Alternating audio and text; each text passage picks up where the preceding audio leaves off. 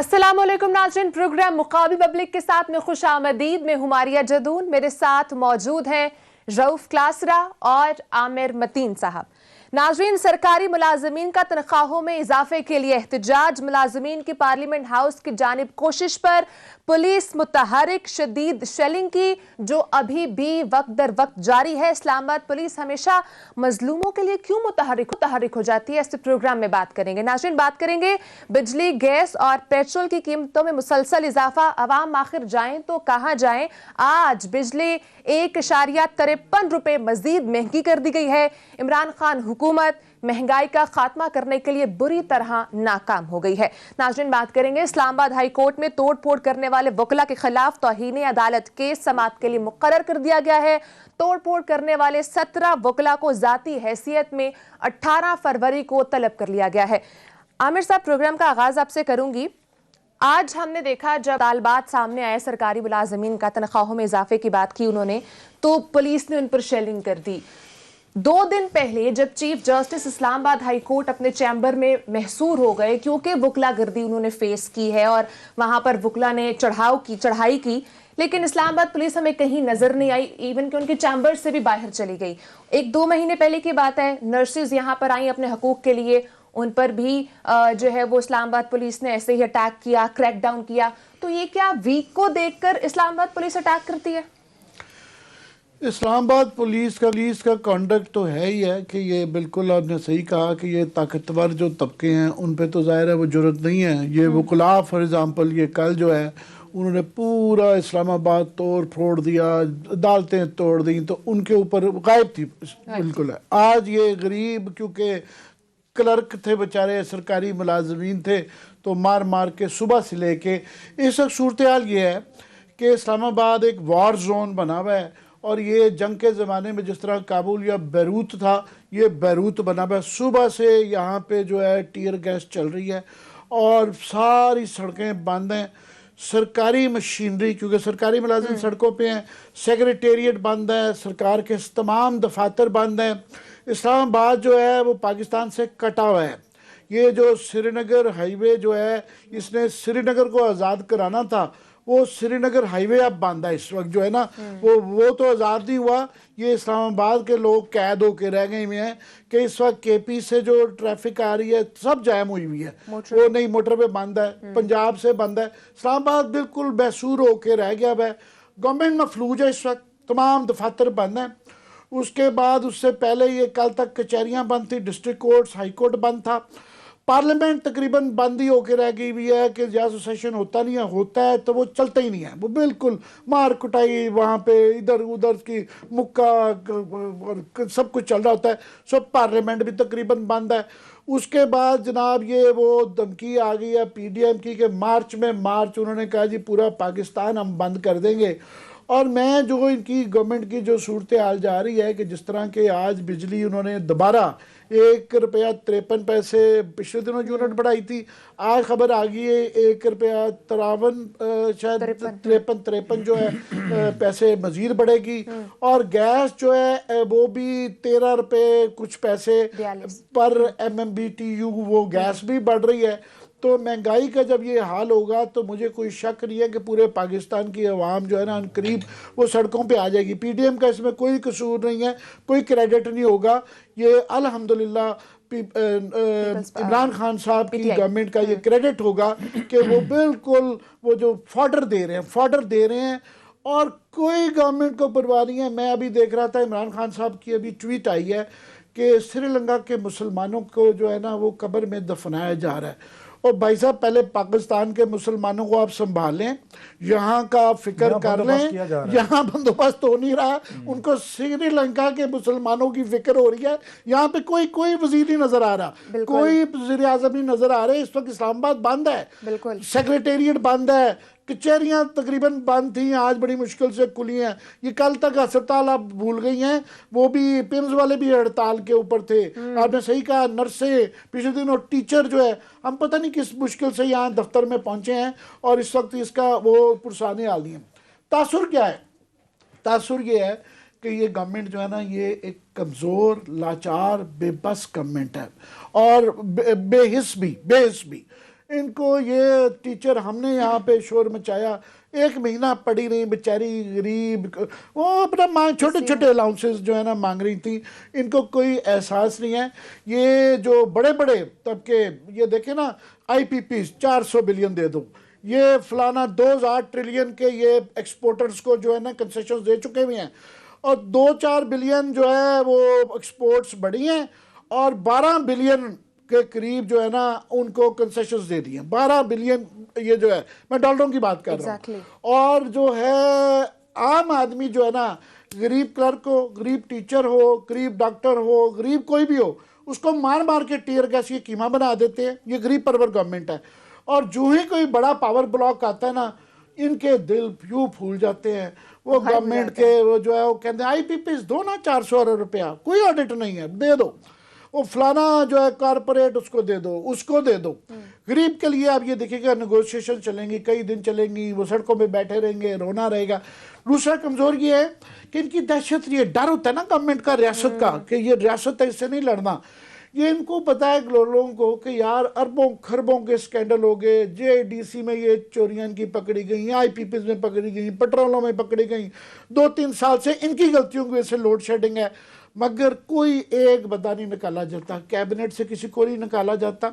और जो तब्दीली की जाती है वो तरक्की दे दी जाती है। आजम स्वाति साहब को वो बजाय इसके कि वो कहे जी वो देखे ना तब्दीली तो की थी, उनको छोटी वजारत से बड़ी वजारत में रेलवे में डाल दिया। और आजकल मार्केट में बोला था, खबर बताऊंगा कि उनके क्या कारनामे जारी है, इस वक्त क्या मीटिंग्स उनकी जारी हैं। कोई कैबिनेट से बंदा नहीं निकलता, कोई ब्यूरोक्रेट नहीं निकाला जाता, इन चीज़ों पे, इन चीज़ों के ऊपर निकाला जाता। सो गवर्नमेंट का ओवरऑल तासुर ये है कि ये बेहिस है, इनको एहसास नहीं है, कमज़ोर है, ताकतवर पे ये हाथ नहीं डालते, गरीब को ये डालते हैं। और बाकी इस वक्त मफलूज है। इस वक्त इस्लामाबाद एक बिल्कुल मफलूज मैसूर जो है ना गवर्नमेंट का एक मैसेज दे रहा है। तो हम तो बड़ी मुश्किल से पहुंचे, पता नहीं घर वापस कैसे पहुंचेंगे। क्लास साहब, एक तो वेलकम बैक, आप वापस आपने हमें ज्वाइन किया है। इंटीरियर मिनिस्टर कहाँ है हमारे शेख रशीद साहब, वो क्यों नहीं टैकल कर पाते हैं सिचुएशंस को? आपने बड़ा जो पहला सवाल किया ना, बड़ा जो आमिर साहब को किया, वो बड़ा अहम है, मैं उसको ज़रा एड्रेस करना चाहता हूँ। इस वक्त सारी फोकस जो था ना दुनिया पूरी का, अगर आप देखें इंडिया पे ज़्यादा था आजकल में, कि वहाँ पे किसान जो है ना वो वहाँ मुजाहरे कर रहे हैं, प्रोटेस्ट कर रहे हैं, और वहाँ पे बहुत सारे इंटरनेशनल सेलिब्रिटीज़ जो हैं उन्होंने ट्वीट्स करके मज़ीद उस काम को ज़रा भड़काया हुआ था। और हमारे वज़ीर भी दिन रात, मैं अपने दोस्त का नाम ले, चौधरी फवाद साहब, तो रोज़ाना आते जाते वो चूंडियाँ को सुई चबो रहे थे इंडियंस को कि ये देखो जी किसानों के साथ बड़ा जुल्म हो रहा है, वो पंजाब के जट्टों के साथ, वो सरदारों के साथ, वो तुम हिंदुस्तान वाले तुमने क्या किया। ये हमें दाद दें कि हम, वो कहते हैं ना हर काम में आके उनको कहते हैं ना मैच ज़रूर करते हैं। हमने कहा कि अगर वहाँ पे ये फेंटियाँ लग रही हैं और पूरी दुनिया का वहाँ पे रुख है, दिल्ली वहाँ पे इस वक्त एक वहाँ पे वो कहता है महाज़े जंग बनना हो, तो हम क्यों पीछे रहें? मोदी से बाजी ले ले, मोदी से बाजी लेनी, हमने आगे जाना है, 2 हाथ हमने मोदी साहब की हुकूमत से आगे जाना है। आप ये सीन तो देखें जरा, ये लगता है ये इस्लामाबाद के सीन जहाँ हम भी रह रहे हैं 22 साल से, रेड जोन है, ये रेड जोन है, ये वजीर आजम ऑफिस है, यहाँ पे सुप्रीम कोर्ट है, यहाँ पे पार्लियामेंट है, ऐवान सदर है, बादल है, ये टीयर गैस है, मतलब कोई एक बैलेंस इस्तेमाल होता है, मुतवाजन होता है। ये देखें जरा, ये बादल है। ये जो हमें एनवायरनमेंट समझाने आए थे कि जनाब एनवायरनमेंट ठीक करेंगे तो हम यहाँ पोल्यूशन खत्म करेंगे, ये जो कुछ आज आपने इस्लामाबाद में ये काम किया है और इस्लामाबाद के लोगों के साथ आपने उनकी सेहत के साथ खेला है, ये बड़ा जुर्म है, इनका बड़ा क्राइम है जो आज इनकी हुकूमत ने किया है और इमरान खान साहब ने किया है। ये 126 दिन खुद यहाँ पे रहे, दुनिया जहाँ की गाली गलौज इनके स्टेज से दी गई, उन्होंने तो बर्दाश्त किया था नवाज शरीफ साहब ने। अच्छा, ये लोग आए हैं, कोई आपके पास 4 बंदे भी मौजूद नहीं है जो बैठे हैं, आपने पूरे के पूरे इस्लामाबाद की उनकी आंखें खराब की हैं, लोगों की हेल्थ खराब की है। अच्छा, उनके घरों में जाए, हम तो घरों में नहीं बैठ सकते, रेड जोन के करीब ही हमारे घर वाक़ साहब के, इवन दफ्तर हमारा जहाँ पे हम बैठे हुए हैं, आप यहाँ पे आ नहीं सकते, आंखों में चुभन है। ये आराम से मस्त मलंग हैं, बैठे हैं, उन्हें डैम की एटीट्यूड है। वजह क्या है कि एस्टैब्लिशमेंट हमारे साथ है, एक ही वजह आमिर साहब, आपने कहा ना किसी से डरते नहीं है, डैम की एटीट्यूड है, शेख साहब की भड़के हूँ, बाकी वजीरों की उनकी बातें हूँ, चीज़ें हूँ, उनको यह पता है कि इस वक्त हमारी एस्टैब्लिशमेंट फंसी हुई है, वो ना नवाज शरीफ के पास जा सकती है, ना जरदारी साहब के पास जा सकती है, और बच बचा के इमरान खान साहब ने कहा था कि मेरे अलावा है तो ले आओ, इमरान खान साहब के अलावा क्योंकि है कोई नहीं इस वक्त, तो इमरान खान साहब ने पुलिस को छोड़ दिया है। उनसे पूछना चाहिए ये जो इतना बड़ा एक्शन ऑर्डर किया गया है, ये किसने ऑर्डर किया? आपको चंद दिन पहले आपको याद होगा यहाँ पे थाना मार्गला था सर, एक वहां थाना मार्गला के SHO के निकालो तो सही, वो वीडियो जो आई थी, 4 गए थे वकील, आपकी इन्हीं हरकतों की वजह से लोग वकीलों को ठीक समझना शुरू कर देते हैं। वो जब पुलिस की फेंटियां लगाते हैं, उनको गालियां देते हैं, थाने जलाने की उनको धमकियां देते हैं, उसके बाद आप वहां पे गीदड़ बांध के बैठी रहती है। ये इस्लामाबाद की बाजी पुलिस, आपको याद है मैंने इनको एक टाइटल दिया, ये बाजी पुलिस है बेसिकली। वही वाली बात है, कमजोर का गला पकड़ लो और ताकतवर के पांव पकड़ लो।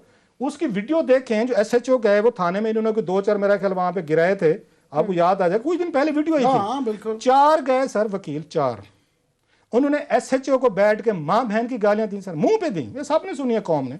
और देने के बाद उन्होंने कहा तुम्हारा थाना हम जला देंगे।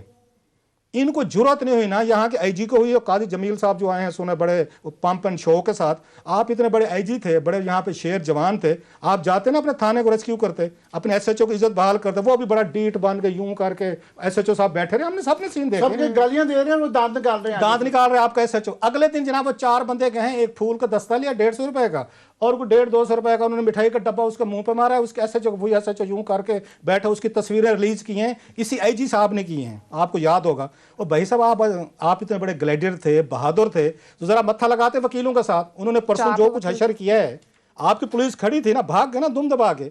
मतलब ये लोग आए हुए, कुछ 4 बंदे भी नहीं है जिनके साथ आप बैठ के बात कर सकते हैं।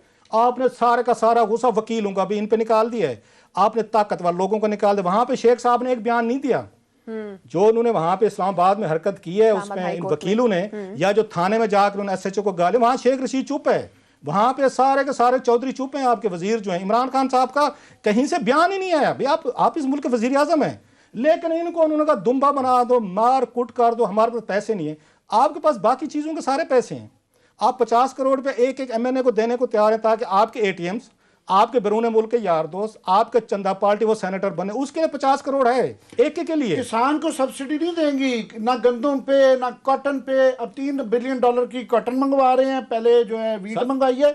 अपने गरीब किसान के पास सब्सिडी ना चली जाए। 34 लाख आपने टन वहां से आपने उसको रूसी किसानों को डॉलर दे दिए, करोड़ों डॉलर, अपनों को नहीं दिए। इमरान खान साहब से पूछे, आपके पास 50 करोड़ रुपए जो हैं एक अपने MP MNA को देने के हैं, क्योंकि उसने आपकी पार्टी के ये जो वो ATMs हैं उनको सेनेटर का वोट लेना है।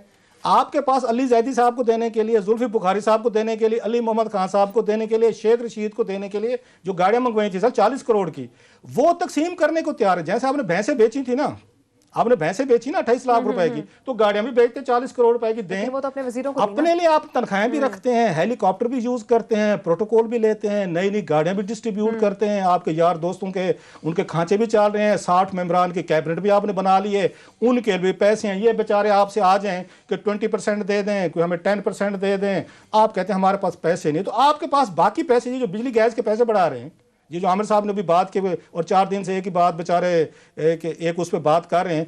एक तरफ आपने 800 बिलियन रुपीस हमें सुनाया गया है कि 800 बिलियन रुपीस जो है ना आमिर साहब, ये हमें उनके IPP के साथ डील के फायदा होगी 800 बिलियन, बड़े खुश होगी पूरी कौम।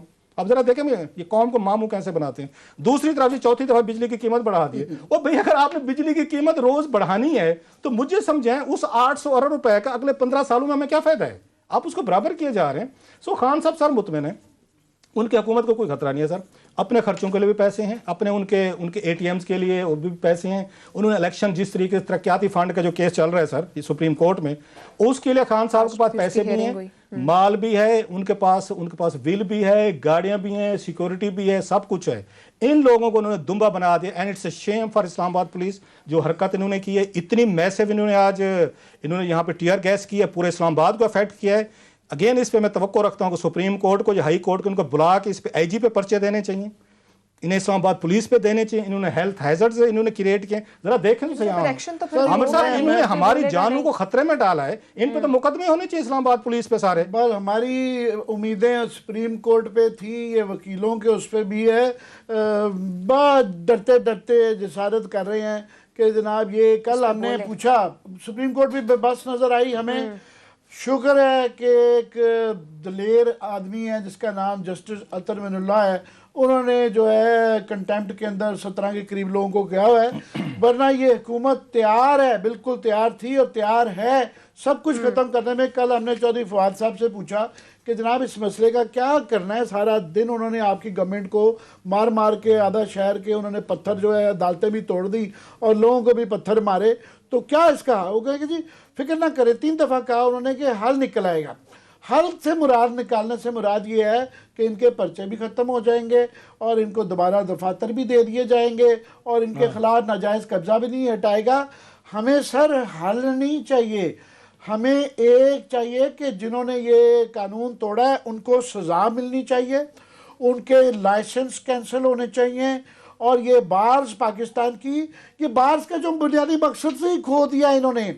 बार जो होती है ये रेगुलेटर है, जब रेगुलेटर टोटली सियासत पे आ जाए और कब्जा गिरी पे आ जाए तो इसका अपना मकसद इनको डिसॉल्व कर देना चाहिए।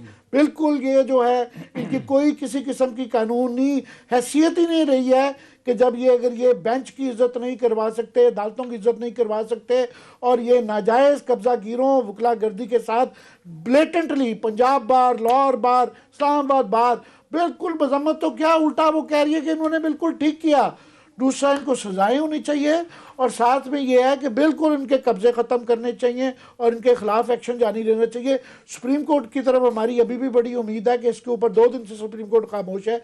सुप्रीम कोर्ट के बगैर जो है ये नीचे अदालतें ताकत नहीं पकड़ेंगी, ये हम बिल्कुल साथ खड़े हुए हैं, मगर अदालत सुप्रीम कोर्ट और गवर्नमेंट ऑफ पाकिस्तान ये बिल्कुल लेट गई है, वकीलों के आगे नहीं बोलते। आज देख लें इनको मार मार के जो बेचारे सरकारी मुलाजमीन का जो हाल किया है, ये मैं पूछना चाहता हूँ परसों क्या तकलीफ थी, परसों उनको क्यों नहीं टीयर गैस मारा गया? नहीं सर आमिर साहब मुझे बताएं, अब आप रोज बिजली गैस की कीमतें बढ़ा रहे हैं डेली, एक सरकारी मुलाजिम, चलो हम उन पर तनकीद करते हैं, फिर कहते हैं ऊपर की आमदनी, फिर कहते हैं करप्शन बढ़ गई है, फिर कहते हैं लोगों से पैसे लेते हैं। मुझे समझाएं, एक यहाँ ग्रेड 16 का बंदा जो है जिसकी 30, 40, 50 इतनी तनख्वाह होगी ना, चलो भी 60, 70 हो जाएगी, चलो ऊपर की कमाई भी सपोजली कर लेते हैं, आप उनको इनकरेज कर रहे हैं कि जो भी आपके पास बंदा आए उसकी जेब पे डाके मारें, आप अपने खर्चे बताएं, आप अपना आपका जो भी माल पानी बनता है बनते। आप मुझे समझाएं, आप जो डेली गैस बिजली की और दीगर ये चीज़ों की महंगाई बढ़ती जा रही है, ये क्लरिकल स्टाफ ये लोग कहाँ से मीट करें, कहाँ से पैसे लाएं? आप तो इस मुल्क के वजीर आजम, आपको सब कुछ फ्री है, आप वजीर हैं, आपको सब कुछ फ्री है, आप तो ठेकों में भी माल बन जाता है, इंपोर्ट में अभी जैसे आपने गंदों में भी आपने अच्छा खासा नुकसान किए, आपने चीनी में भी किए हैं, आपने तेल में किए हैं, सीमेंट के हम देख चुके हैं। और चुप, मैं अगेन वही कहूंगा, लोग अब इनको जस्टिफाई करना शुरू कर देंगे, ये वकील जो हैं कि अगर आपने ये करना है पुलिस को हैंडल कर से काम कराना है तो इनको पत्थर मारो, इनको पत्थर मारो, तोड़ो और ये बिल्कुल घुटनों पे लग बहुत बड़ी जाती है इस्लामाबाद में, इतनी टीयर गैस फेंकी है इन्होंने कि पूरा का पूरा इस्लामाबाद अफेक्ट किया। लोगों की सेहत है, लोगों के बच्चे हैं, उनके घरों में और कोई आप में शर्म नहीं, आपको कोई पता नहीं है कि आपने क्राउड को उनको मैनेज करना है, 4 लोग जाएं बातें अपने लिए, इनके पास पैसे भी हैं, वो तरक्याती फंड भी हैं, माल भी है, नोट भी हैं, ATMs भी हैं, कोई मांगने आ गए तो छितर परेड शुरू कर खबर। ये लास्टली आपने ब्रेक पे जाना है, बताते जाएं कि ये ऑलमोस्ट डील डन हो गई थी सरकारी मुलाजमीन के साथ, 40% वो तनख्वाह में इजाफा मांग रहे थे, डील हो गई थी एकदम से। बाबू को ख्याल आया जो सीनियर भाई में ग्रेड वाले हैं कि हो ये तो इस वक्त मौका है पैसे बढ़वाने का। पहले ये अनाउंस किया गया था कि सिविल और मिलिट्री के जो है ना इस दफ़ा तनख्वाहों में ऑफिसर्स की नहीं बढ़ाया जाएगा, वो बीच में रखना गया कि वो 17 और 22वां ग्रेड, जो 22वां ग्रेड उन्होंने कहा उस तरह हमें 40% नहीं मिलेगा, इसलिए भी रखना पड़ा है। वो उन्होंने कहा जी ये जो है ना ये हमारे भी साथ में बढ़ाए जाए, उनको इशारा किया, वो बेचारे भी इस्तेमाल हो रहे हैं। ज्यादा लोग होंगे मतलब 100-150 का, उनकी बढ़ा दें, वो भी तो अफसर, उनकी भी तो फैमिलीज हैं, बड़े अफसर, या फिर हराम कहें, फिर पैसा बनाए, करप्शन करें, उनकी बढ़ाने में क्या फर्क है? मैं कह रहा हूँ ये चले ब्रेक पे जाना है, अपनी तनख्वाहें जो इन्होंने बढ़ाई हैं, KP ने, पंजाब असेंबली को याद है कि उन्होंने बुजदार साहब को कितना बड़ा पैकेज दिया था, याद है आपको? इमरान खान साहब की हुकूमत के दौर में हुआ है, इन्होंने MNAs की कितनी बड़ी सैलरीज बढ़ाई हैं, अब बड़े बाबूज की उनकी भी सैलरीज बढ़ाए हैं। सर नाज़रीन ब्रेक का टाइम है, ब्रेक के बाद नाज़रीन हम बात करेंगे जो 2018 के सेनेट इंतखाबात में जो हॉर्स ट्रेडिंग हुई उसकी वीडियो सामने आई थी, उस पर वजीर आज़म इमरान खान ने आज हॉर्स ट्रेडिंग की जो वीडियो थी उसकी तरदीद की है। अब अहम सवाल यहाँ पर ये उठ रहा है कि टाइमिंग, इस वक्त ये वीडियो क्यों रिलीज हुई, इस पर बात करेंगे ब्रेक के बाद, साथ रहिएगा।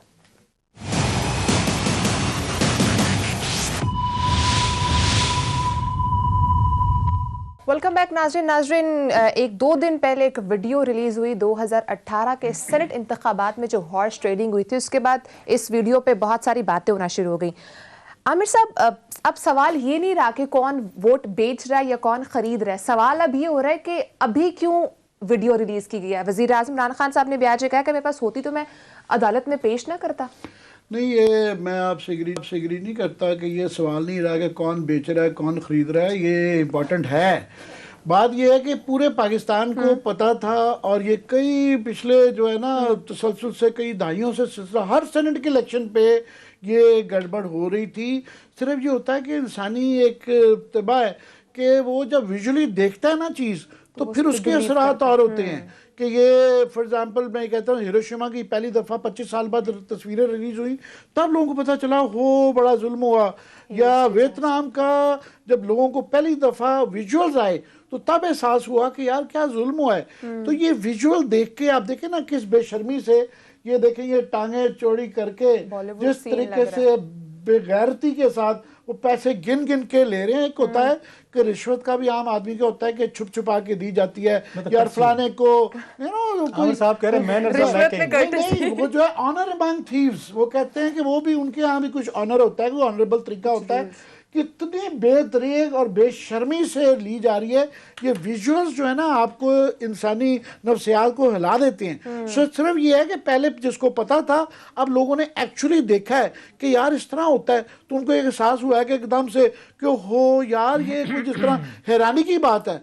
कोई हैरानी की बात नहीं है, सिर्फ ये है कि ये फ़र्क होता है ज़ुबानी ऑडियो में और विजुअल में, कि ये वीडियो देखिए विजुअल तो इंसान को एकदम से इशू बन गया है। और आज वो चल रहा था कि वो जो इस तरह के वो देखे ना वो विजुअल जो हैं कि वो कुरान मजीद के ऊपर हाथ रख के वो कुरान मजीद के ऊपर हाथ रख के कसमें खा रहे हैं और उसके बाद साथ में वो विजुअल चल रहे हैं किस तरह नोट गिन रहे हैं, वो ख़वातीनों हजरात नोट गिन रहे हैं, बाकायदा हाथ से डाल रहे हैं पैसे जो है।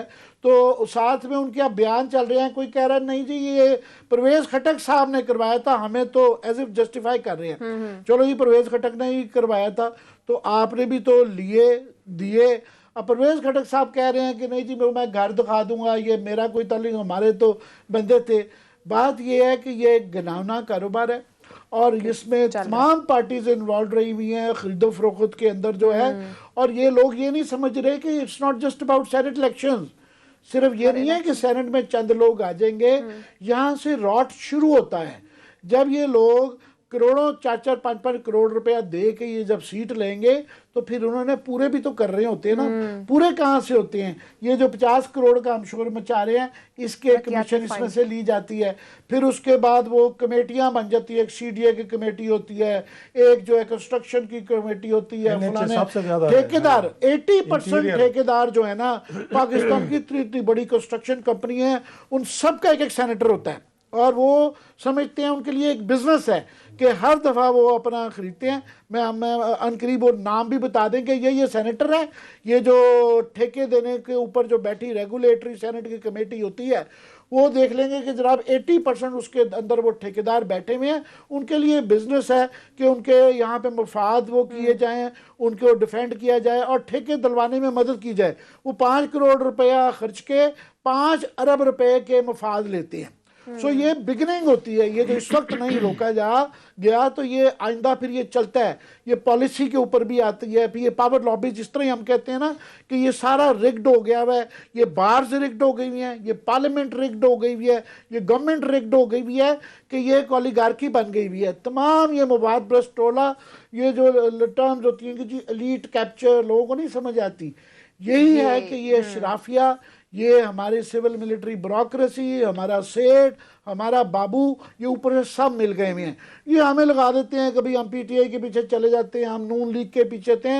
ये ग्रैंड ओल्ड पार्टी है, ये ग्रैंड ओल्ड पार्टी है, ये हर तरफ है। और इस वक्त जो है कम से कम PTI का अखलाकी तौर पे बिल्कुल जवाब है कि अदालत को इसमें ना डालें कि जी आइन में है या कानून में है, इसका तरीकाकार निकालें। ये बिलावल और नून लीग का बिल्कुल कोई तुकड़ी समझ आती है कि रोकें, अगर इस तरीके से नहीं करते तो इस तरीके से बताएंगे इसको रोकना कैसे है। बस नहीं रोकने देंगे, उसकी वजह ये क्लास साहब बताएंगे। सब क्या रीजन है? ऑपोजिशन ये कहती है कि जानबूझकर एक दिन पहले वीडियो लास्ट एक ऐड कर दूं थोड़ा सा कि इस दफ़ा ये ज़्यादा जोर लगेगा, जान की बाजी लगेगी, क्योंकि अगर ये दिखा सकें प्रोड्यूसर साहब कि पार्लियामेंट के अंदर सेनेट के अंदर जो है ना मेजॉरिटी बिल्कुल अगर एग्जैक्टली अपने वोटों के मुताबिक सारी पार्टियां सीटें लें तो 50-50 इस दफ़ा 100 की सेनेट होगी, क्योंकि 4 सीटें कम हो जाएंगी, अगली दफ़ा भी 4 कम होंगी, तो 50 उनकी बनती हैं, 50 उनकी बनती हैं पूरी एग्जैक्टली। तो क्योंकि सेनेट की ये 2.5 साल गवर्नमेंट जो है बिल्कुल रिस्ट्रिक्टेड रही है कि कानून साजी नहीं कर सकी, तो गवर्नमेंट के लिए भी बड़ा ज़रूरी है कि इसके अंदर मेजॉरिटी लेना, और अपोजिशन भी की बाजी लड़ाएगी बिल्कुल, क्योंकि ये क्लिफ हैंगर है। इसलिए ये ज़ाती मफाद, गवर्नमेंट के मफाद बुला बुला करा के इस दफ़ा ये जोड़ तोड़ खरीद और फरोख्त बहुत ज़्यादा होगी। साहब, अगर ओपन बैलेटिंग नहीं तो फिर और क्या सोल्यूशन हो सकता है? ऑपोजिशन कहती है कि जानबूझ के एक दिन पहले वीडियो रिलीज की, एक दिन बाद समाअत होनी थी इस केस पर, जानबूझकर वीडियो रिलीज की ताकि पीटीआई जो है वो बच सके। मैं आमिर साहब को कल भी मैं सुन रहा था, मैं परसों भी व्यूज़ सुने हैं इनके इसी वीडियो पे, बहुत सारे दोस्तों को भी सुने हैं। मेरा बड़ा इस पे 180 दर्जे का एक इनसे इख्तलाफ है, बड़ा शदीद किस्म का इस पे इख्तलाफ है। मैं हरगिज़ नहीं इनसे एग्री। इन्होंने कहा जी क्लासेस साहब बताएंगे कि क्यों होना चाहिए। मेरा ख्याल है मेरा व्यूज़ सुन के इनको ज़्यादा खुशी नहीं होगी। पहले आपका कॉलम पढ़ा है, वो मुझे थोड़े से आपके व्यूज़ का पता है, मगर टीवी पे ज़रूरी है। नहीं, मैं वो ज़रूरी है, मैं सबको सुन रहा हूँ। ये पीटीआई को एक दाद देनी चाहिए 3 हुकूमतों को, 3 लीडरों को। जिस तरीके का ये सोशल मीडिया को या सोशल नैरेटिव को इस्तेमाल करते हैं, यूज़ और अब्यूज़ करके लोगों को ओपिनियन को आके ये मोल्ड कर रहे हैं ना, ये किसी के बस की बात नहीं थी। इंडिया में मोदी साहब ने इस पे अपनी पीक हासिल की है। उन्होंने बिल्कुल पाकिस्तानी, अगर आप देखें ना इनको, हमारी हुकूमतों को या लीडरशिप को, स्पेशली ये पीटीआई को, ये वो मॉडल फॉलो किया जो मोदी साहब वाला मॉडल था कि कैसे आपने सोशल मीडिया के जरिए नैरेटिव बनाने हैं और मुसलसल बनाने और झूठ को आपने सच साबित करके देना है। ये सारा इन्होंने, इससे पहले इन्होंने ट्रंप साहब ने वहाँ पे किया। सो ट्रंप साहब हो, इमरान खान साहब हो, मोदी साहब हो, इन्होंने सोशल मीडिया को या चैनल्स को इन्होंने सोशल मीडिया के जरिए इन्होंने हाईजैक किया है। ये सारे एंकर्स को हाईजैक किया। ये मैं नहीं कह रहा कि इन्होंने कोई गन पॉइंट रखा है, इन्होंने उनको इन्फ्लुएंस किया है अपनी ही यहाँ से स्पेसिफिक नैरेटिव आके स्पेसिफिक। मसलन अब इसी को देख लेते हैं हम, जो पिछले 2-4 दिनों से कौम संभाली नहीं जा रही। एक तुम ये समझें, खान साहब ने ये कहा था, उनकी कई तकरीरें हैं कि मैं वो ईमानदार बंदे लाऊंगा कि जिन पे फरिश्ते भी उन पर बाशो रश करेंगे, ऐसे अच्छे लोग लाऊंगा, आपने मेरे कहने पे वोट देना है। मैं जिसको सीट दूंगा, जिसको टिकट दूंगा, ऊपर अल्लाह मियाँ, नीचे मेरे बंदे को एक भी यहाँ पे कोई गलत काम नहीं हो सकता, और टॉप पे बंदा अगर ये ठीक हो तो नीचे करप्शन नहीं कर सकता। 2013 में हुकूमत आई सर, ये करप्शन कब हुई है सर? 18। तो 5 साल आप क्या करते हैं? आपने ये ट्रेनिंग की, आपने ये, और आपको केपीके के लोगों ने फरिश्ते लाए थे, ये फरिश्ते लाए थे आप 20 लोग, और केपीके के लोगों ने तो आप पे खान साहब पे एतबार किया, आपकी बातों पे एतबार किया, आपके सोशल मीडिया की टीमों पे एतबार किया कि जनाब ऊपर अल्लाह मियाँ नीचे खान, देखिएगा सब कुछ बदल देगा। 5 साल बाद आपके 20 लोग जिनको आपने सीटें दी, जिनको आपने टिकट दिए, और जिनको पार्लियामेंट्री बोर्ड ने बैठ के इलेक्ट किया, सेलेक्ट किया, और लोगों ने आपके कहने पे जाकर लाइनों में ला के वोट डाले, उन्होंने जाके पैसे पकड़ लिए, और आपने क्या काम किया उनके खिलाफ? जो 20 लोग थे निकाल दिया। वो भाई मुझे अगर 5 करोड़ रुपया मिल गया है, बाढ़ में गई यार, मैंने कौन सा, मैंने उसके बाद बनना एमपीए बनना जाए। आपने तो उनको हेल्प किया कि 20 लोगों को ये पैसा सिक्योर करो। आपने उनके खिलाफ कोई पर्चे करवाए, आपने उनके खिलाफ कोई केसेस करवाए, उनकी कोई गिरफ्तारियां हुई। आपके पास वो हुकूमत थी, परवेज खटक साहब वहां पे बैठे थे, ये तो सबूत भी है। आप मुझे इमरान खान साहब जवाब दें, आपके पास वो वीडियो थी, तकरीरें की इन्होंने कि मेरे पास वीडियो है, सबूत है। आपने किसी एक अपने एमपी के खिलाफ पर्चा दिया है? नहीं दिया। आपको ये करप्ट सिस्टम सूट करता है, इनसे खान साहब को सूट करता है, ये जरदारी साहब को सूट करता है, ये बिलावल को सूट करता है। क्यों? आप इसी करप्ट सिस्टम के जरिए तो आप यहां तक पहुंचे हैं। अगर ये सिस्टम इतना ऑनेस्ट होता, ईमानदार होता, ये 2 नंबर 4 नंबर, आपने सेनेट में जो अपना वहां चेयरमैन साहब बचाया है 64 की अपोजिशन के अगेंस्ट, जिनके 40 वोट थे वो जीत गए। ये क्या हुआ सेनेट में सर? इमरान खान साहब को उस वक्त नहीं ख्याल आया कि जनाब, उस वक्त कहते ओपन करवाएं जनाब, खत्म, मैं ऑर्डिनेंस ला रहा हूं। इमरान खान साहब उस वक्त ऑर्डिनेंस क्यों नहीं लाए? जब यहाँ पे सेनेट के चेयरमैन साहब के लिए करारदाद लाई गई थी तो 64 लोग खड़े हो गए सर। अंदाजा करें आमिर साहब, ये हमारी आंखों के सामने हुआ है। 64 लोगों ने कहा जी हम चेयरमैन साहब के खिलाफ नॉन कॉन्फिडेंस मोशन लाना चाहते हैं, तो 40 ने कहा जी हम ये रखना चाहते हैं। उन्होंने कहा ओके जी आए जनाब, सीक्रेट बैलेटिंग करवाते हैं। पता ही है जनाब के वो जो 64 वाले थे वो हार गए हैं, 40 वाले इमरान खान साहब वाले जीत गए। आप ऑर्डिनेंस उस वक्त कहां पे था? Selective morality. अच्छा, उस पे अगर आपने ब्रेक पे जाना है तो आए, मैं जरा थोड़ी सी इस पे लंबी बात करना चाहता हूं। आमिर साहब के टाइम का हिस्सा लेना चाहता हूं। नहीं, ब्रेक का टाइम है, ब्रेक ले लें। बहुत बोल लिया है, मैं पिछले 2 दिनों से बड़ा सुन रहा हूँ, घर पे बैठा मैं सुन रहा था कि क्या आपने ड्रामा, उनका नैरेटिव बई कर रहे हैं, मतलब उन्होंने ड्रामा बना लिया। बीमारी चंगे सो चलो वापस से बात करते हैं। लेकिन पॉइंट यहाँ पर ये कि सोल्यूशन भी इसका क्या है, ब्रेक के बाद से बात करेंगे, साथ रहिएगा।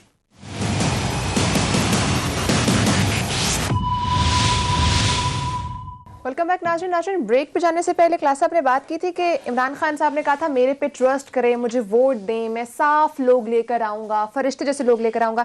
लेकिन जो शॉर्ट लिस्ट किए गए हैं सेनेट इंतखाबात के लिए जो उम्मीदवार हैं, उनके अगर मैं 2-4 नाम लूँ तो मैं क्लास साहब से पूछूंगी, क्लास साहब के क्या वाकई ये साफ शफाफ लोग हैं? जुल्फी बुखारी, बाबर आवान साहब हो गए, शहजाद अकबर, अब्दुल रज़ाक दाऊद साहब हो गए, ये साफ लोग हैं? मैं कोई नामों पे नहीं जा रहा।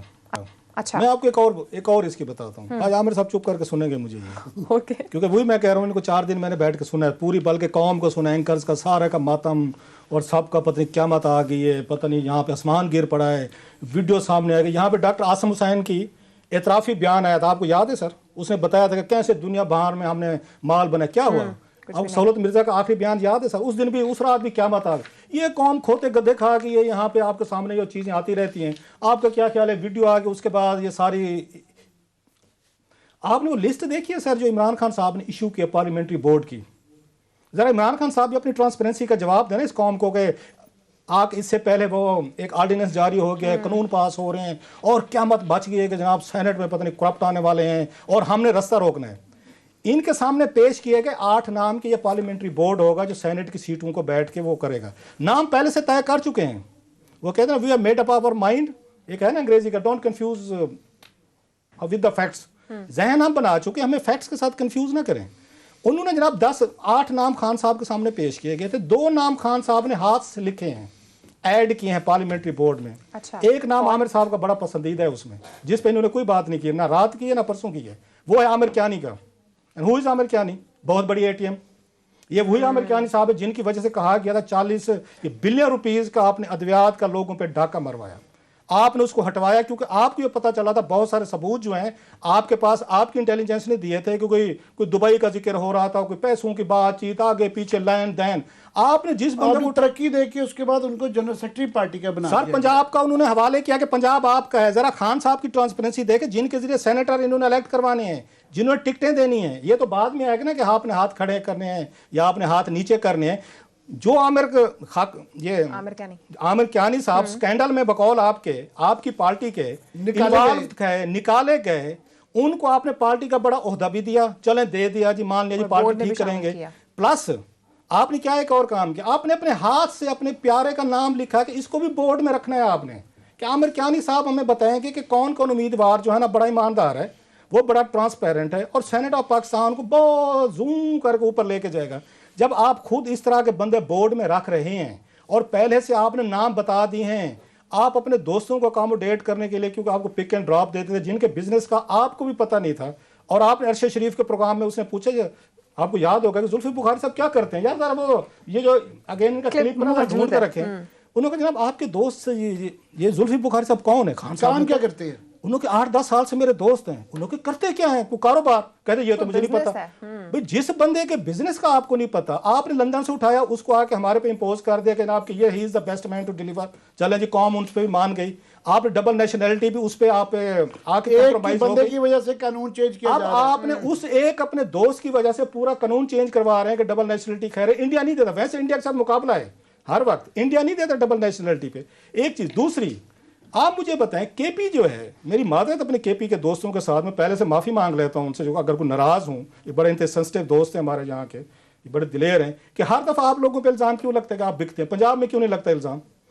पंजाब में मोहसिन लगारी ने, आपको याद होगा, इंडिपेंडेंट उम्मीदवार था, उसको 48-45 लोग, उसने तो पैसे नहीं लगाए। मोहसिन लगारी साहब तो किसी को चाय नहीं पिलाते, मैं जानता हूँ, उनको कभी भी उन्होंने नहीं कहा कि हजूर आपको चाय पिला दे, इतने कंजूस आदमी है वो 48 वोट लेके वहां से सेनेटर बन गए थे, उनका अपना ग्रुप बन गया था। पंजाब में पैसा बहुत कम चलता है या नहीं चलता, वहां पार्टी लाइंस पे लोग वोट देते हैं। आपके केपी के साथ क्या मसला है? आपके बलूचिस्तान के साथ क्या मसला है? वहां पे लोग पैसे क्यों लेते हैं? वो क्यों अपने आप को सेल आउट करते हैं? आपकी इसकी जिम्मेदारी थी सारी। ये इसलिए खान साहब करना चाहते हैं। और लास्टली मैं हूँ, बात बड़ी उस पर लंबी हो गई है। इन्हें यह पता है कि मैं इन लोगों को सेल नहीं कर सकता अपनी पार्टी को, जिन लोगों के नाम आ रहे हैं। मैं अभी किसी नाम पे मैं नहीं जा रहा, हम आराम से बड़े दिन पड़े बात करते रहेंगे।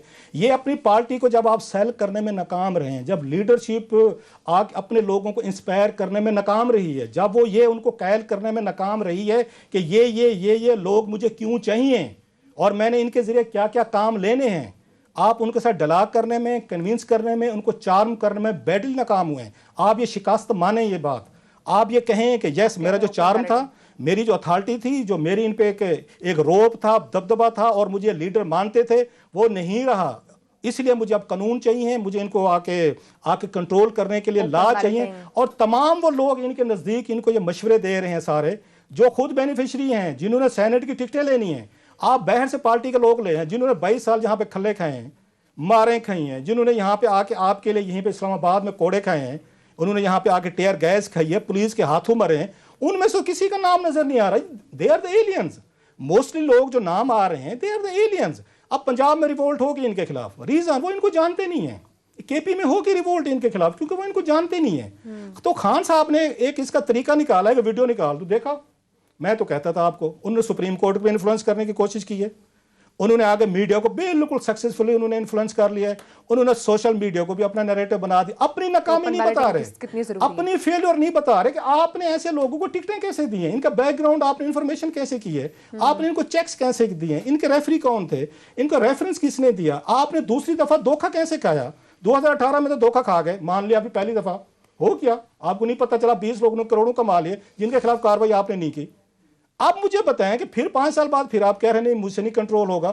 सो खान साहब जो हैं, मेरा ये ख्याल है अपने इन तमाम एटीएम्स को, अपने इन दोस्तों को, बाहर के हूँ अंदर के हूँ, उन्हें पता चल गया है he can't sell two is party, वो नहीं कर सकते। लास्टली जब पार्टी लीडरशिप पैसे लेगी सर पार्टी फंड के नाम पे, जब यहाँ जरदारी साहब पैसे पकड़ लेंगे, नवाज शरीफ साहब पकड़ लेंगे, पीटीआई के खान साहब के इर्द गिर्द बैठे हुए लोग पकड़ लेंगे। आपको पता है कि 2018 में टिकटें थी, इन्होंने खुद कहा था, इन्होंने बड़े बड़े लोगों के नाम लिए गए थे कि फलां फलां बंदे ने टिकटें बेची हैं। जहाँ 4 बंदों के नाम आए थे जिन्होंने लैंड क्रूजर ली थी टिकटें लेने के लिए, आज भी वजीर है इनकी अपनी इनकी, आप देख लें हुकूमत में बैठे हुए हैं, आपके वजीरों ने, आपके करीबी लोगों ने टिकटें बेची हैं 2018 में। आपको पता है, इन्हें अभी भी पता है खान साहब को, अगर बुजदार साहब क्या कर रहे हैं वहां पे, knows it, he has the proof. तो क्या क्या आपने उनके खिलाफ एक्शन लिया। सो खान साहब का 1 पॉइंट एजेंडा है, उन्होंने पूरे मुल्क को आगे लगाया है, उन्होंने पूरा का पूरा मीडिया को आगे लगाया है, उन्होंने सुप्रीम कोर्ट को लगाया है, एक नैरेटिव बना दिया है और उस नैरेटिव के जरिए उन्होंने हम तमाम को बिल्डोज कर दिया है कि मैं अपने रांझे के लिए ना, मैंने एक रांझा इलेक्ट करवाना है जनाब, उस रांझे के लिए हम कानून भी बदलेंगे, लोग भी बदलेंगे। डरा दिया था आपने। आखिर में कह दूं कि मैं आपसे बिल्कुल डिसएग्री नहीं करता, वो ऊपर से डंडी मारेंगे तो नीचे वाले भी डंडी मारेंगे, आप कह रहे हैं, बिल्कुल बिल्कुल ऐसे ही होगा। तो क्या वाकई में चार्म जो है वो खत्म हो चुका है? भाई बात यह है कि अगर आपने इखलाकी तकाज़ों का शोर मचाना है कि इखलाकियात हुआ है तो आपको वो बार खुद भी अचीव करना पड़ेगा, आपको भी कुछ इखलाकी स्टैंडर्ड करना पड़ेगा। कल इस पे बात करेंगे, जारी रहेगी कौन कौन से नाम क्यों लाए जा रहे हैं। एग्जैक्टली नाज़रीन, टाइम खत्म हो चुका है। चलो आपसे कल मुलाकात होगी, अपना ख्याल रखिएगा, अल्लाह हाफिज़।